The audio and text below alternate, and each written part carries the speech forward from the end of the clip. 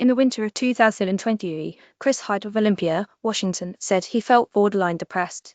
He had recently retired, felt isolated at home, and the dark Pacific Northwest days didn't help. So he started cooking soup. I really had what felt like an epiphany to me, he told Como News last year. It was this kind of full-body tingling feeling with the idea it was almost otherworldly. The idea of giving soup away for free to your community is going to really do something, he said. Chris Hyde, photo courtesy of Super Sundays. So he started a non-profit, Super Sundays. It works like this. Members of the Super Sunday Facebook group, currently consisting of 5,900 people, post that a meal is available and what the request window is. People respond to the post with their request, essentially calling dibs on a serving of soup. Once the recipient is confirmed, they coordinate with the soup maker to pick up their meal. Hyde himself makes about 25 to 35 portions of soup every day, 5 days a week, and other community members also contribute to the group. It's grown so much that there are 11 total Super Sunday Facebook groups in cities across Washington, California, and Montana. They all run on their own volunteer power, but the mission is the same. We believe in the sacred circle of giving and receiving, in which accepting a meal is as important as making a meal. We could not do this if no one showed up, Hyde writes in the description of the original group.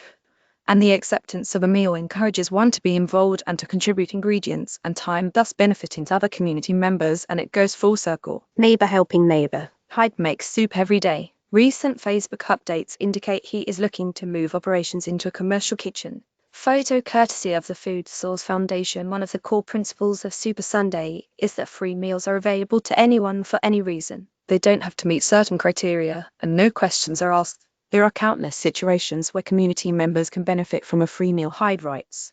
Consider a single parent who's exhausted after a long day, or a neighbor recovering from sickness or injury, artists and musicians trying to improve the creative efficacy of our community, students trying to better themselves, hard workers who make too much to qualify for SNAP benefits but whose bills don't leave any money for foods. That last point has even inspired Hyde to start another nonprofit, the Food Source Foundation, which distributes food and groceries to people who often make too much to qualify for government assistance like SNAP benefits, but still struggle to afford groceries.